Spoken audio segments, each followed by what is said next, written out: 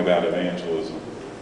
That's what honors the Lord. Well, what are we talking about when we're talking about evangelism? We're talking about, this is my favorite, I got to find a better word for that, confrontational, but it just means to confront someone with the truth, to put it before them.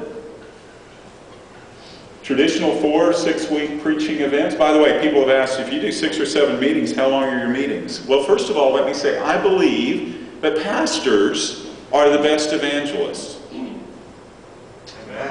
Amen. Maybe at least your conference president, your ministerial guy might say that. But you know, you've got all the skills. What does an evangelist do? He preaches sermons and he asks for decisions. Do you do that? You do it every Sabbath. You've been preaching for 20 or 30 years, some of you even longer than that. What do you not feel that you're able to do when it comes to evangelism? I don't know why we've ever said, well, these are for the specialists. The people that are going to dedicate full-time to evangelism, they're going to do evangelism and I'm just going to preach.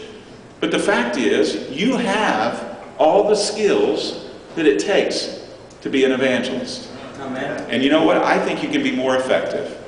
I'm not doing this because I'm an average speaker. I'm an average speaker when it comes to preaching, but when you really weigh it all out, I am a more effective evangelist than just about anybody out there because my salary is already paid. And so people say, well, 5-6 meetings, what do you do? Well, I do most of the meetings myself.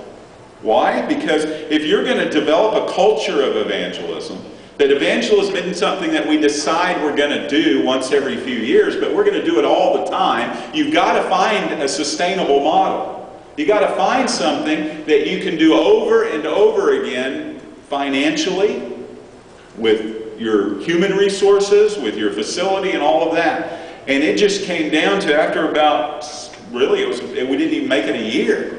And my church board looked at me and because we were bringing in people, we were renting, hire an evangelist, rent an evangelist through AFAX and through some other people. And, we were paying $20,000 just to get them in our city, to house them and feed them and pay their per diems and their fee. And we were going broke. And somebody finally said, you need to learn how to do this. And I got to tell you, at first I didn't like the idea. I didn't like the idea. Same reason you don't. Because the first thing that went through my mind is, what if I fail? What if I do it and nobody's baptized? At least if this guy does it, he's leaving town. He's not going to have to look people in the face. We don't like doing it because, you know what, we preach every week. And it may be a good sermon or it may not be a good sermon, but they're going to still come back. But when it comes to evangelism, you're going to know when the meeting's over, did God do something? So here's what, I'll get to this, here's the point that I want to make. I've had some very successful meetings. I've had some meetings where 35 to 40% of the people on opening night were baptized. Yeah. That's a very successful meeting, effective meeting. But you know what? That wasn't because I preached great. It wasn't because I convicted their hearts. Because God did something. I mean, we all know that as pastors, that when things like that happen, God did something. So if we know that and we can accept that, why then, if I do an evangelistic meeting and nobody's baptized, do I want to take all the credit for that one too? You can't have it both ways. If it's successful, and we're going to give God all the credit, if it's not successful, I'm going to put that on Him too. I'm going to say it wasn't their time, or maybe we didn't, but I'm not going to take responsibility for it. Because all God has asked me to do is to preach. Do the best that I can, and God takes our frail, human ways, and He can bring good out of it. Amen. So, a lot of people don't want to do it because they don't want to fail. Because everything else in ministry you can do. And you can look good doing it. You can preach, and you can visit, and you can plan, and you can meet with your boards and whatever else. But when it comes to evangelism, God has to show up, or else everybody knows it. Wow. So, You have to create a sustainable model. So we have adopted a model that our pastor is going to do the evangelism. And I tell you, it's very effective. Because there's an advantage that I have that the evangelist doesn't have. And that is when the meetings are over, I stay. How many times have you reached the end of an evangelistic meeting and the people have been coming and the evangelist leaves? They're not ready to make a decision yet, but they stop coming too because they were there for Brian McMahon, or they were there for Kenneth Cox, or they were there for somebody else. If you're the evangelist, you're preaching every week. It also does something else. It takes the pressure off of trying to get decisions within that 3, 4, 5, 6 week meeting. Because if you're in it for the long term, and you're developing a relationship, I mean, if they come for 3 weeks or 4 weeks, however long your series is, and they endure to the end, I mean, admit, they must like your preaching by that time. Why wouldn't they want to continue to come on Saturday morning? And now, instead of trying to force them or try to orchestrate everybody making a decision within this very brief window, you've got all the time in the world. In fact, all you have to do at that point is make sure that your Sabbath morning preaching is evangelistic. And you'll reap those decisions from then on. So we do most of it. I believe in doing a shorter meeting. I do a 2-week meeting.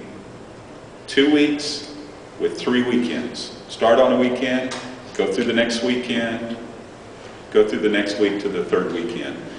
I preach about 15 messages. I've taken the Adventist message and I've sliced it in 15 messages. The only thing that I don't cover in an evangelistic meeting is tithing. I do that when I'm clearing them. But everything else you can work in. We don't cover Michael being the archangel. We don't cover, some of the extra stuff, but what does it take for a person to be a Seventh-day Adventist? That's what we preach. And at the end, I ask for 3 decisions. Do you want to give your heart to the Lord? Do you want to be baptized? And do you want to be a part of the remnant? It's as simple as that. So that's what we have done, and we have found that sustainable because, I'm a realist. I know that these meetings that we're doing are for the lost. And I'm convinced if we had a 12-week meeting, 7 nights a week, they would come. If they're being led of the Spirit, they would come all the time. In fact, when we do five nights a week for several weeks, the visitors are the ones that are complaining about the nights off. What are we going to do tomorrow night? We've been coming here every other night. But we live in a real world, and as a pastor, you need help. You need your church members to support you in this. And if you can shorten that meeting down, it makes it sustainable. The other thing that we do, we don't ask all of our church members to come every single time we do a meeting. I don't need 500 people there because we're only going to have about 70 or 80 visitors. That's what we shoot for.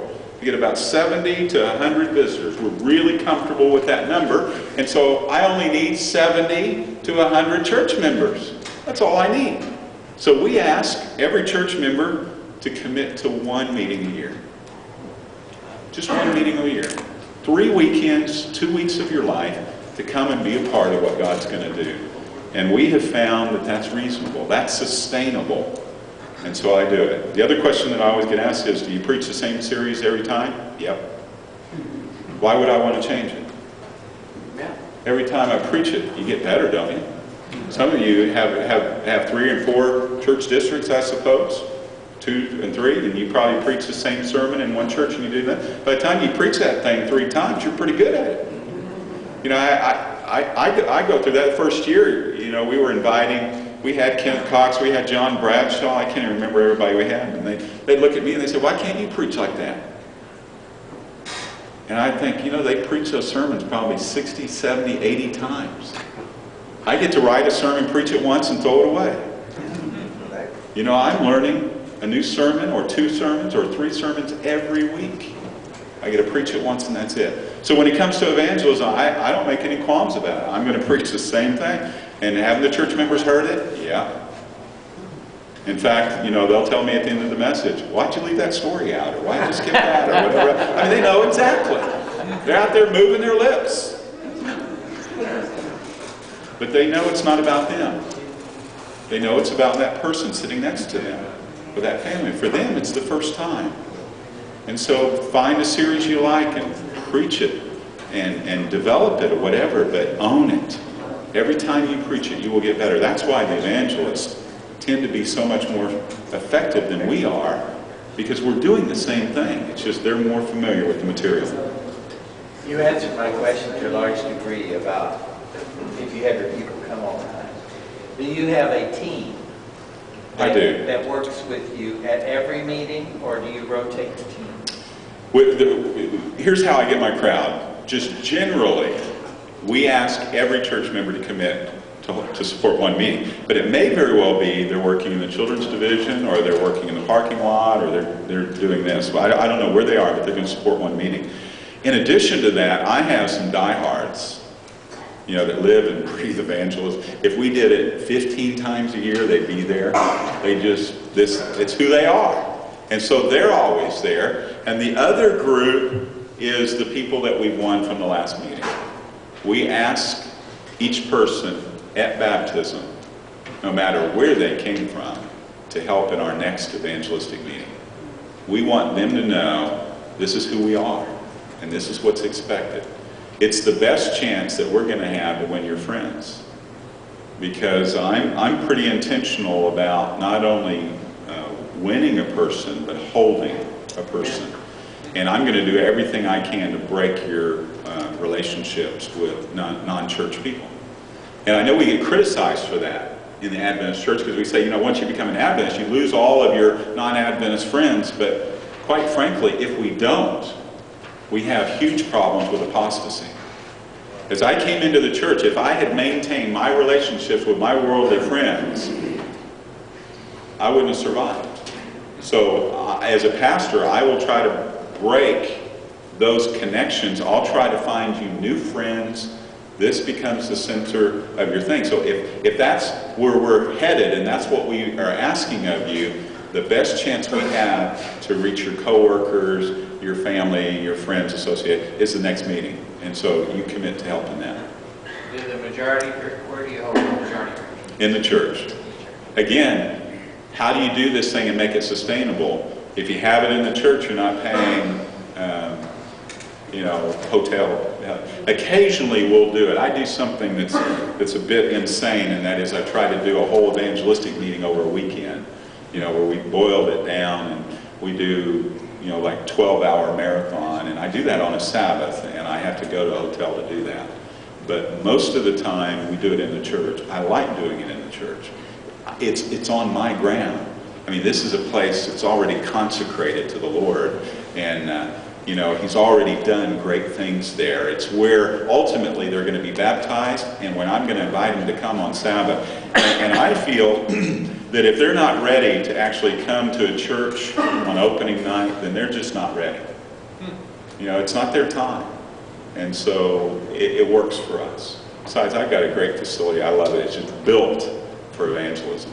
Did you say you go every night for 2 weeks? No.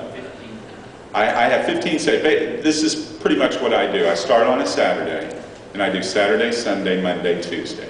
Do 4 straight nights, and then every Wednesday and Sunday, I'm off. So I go the first Sunday because I want to create some momentum. And our experience has been we won't lose people till we take a break. I mean, that ought to tell us something right there. I can go 4 straight nights, and I can hold the opening night. I'll lose some, but I'll get enough new ones to make up for it. Our attendance will actually grow or hold steady for the first 4 nights. As soon as I take a break, we lose 10% of our people. They're out of the habit of coming. They got busy, they did something else, and so 5 nights a week. But the other thing that we do is on Saturday nights, we do 2 meetings. Not the opening night, but the second and the third Saturday night, we do 2 meetings. I start at 6 o'clock. And we do 1 presentation, and we take a short break, and then we do another presentation after that.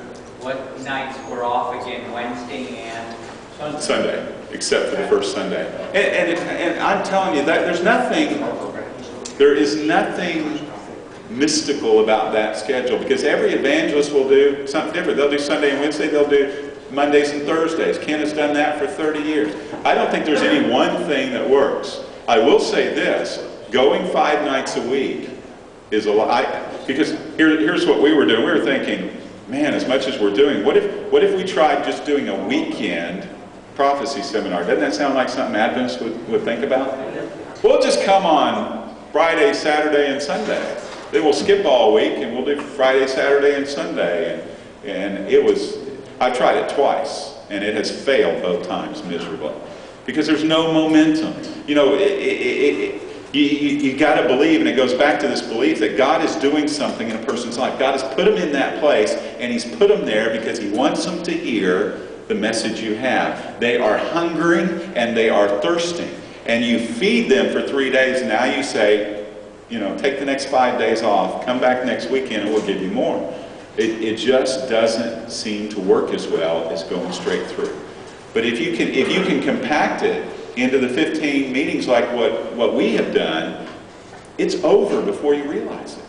Church members, you know, can handle that. It is sustainable, and it works. That's what you've got to do. You've got to find something that financially works, that works for your people, that works for your facility, that works for you as a pastor, that you can fit this into your schedule and it doesn't kill you. Have you tried going every single night?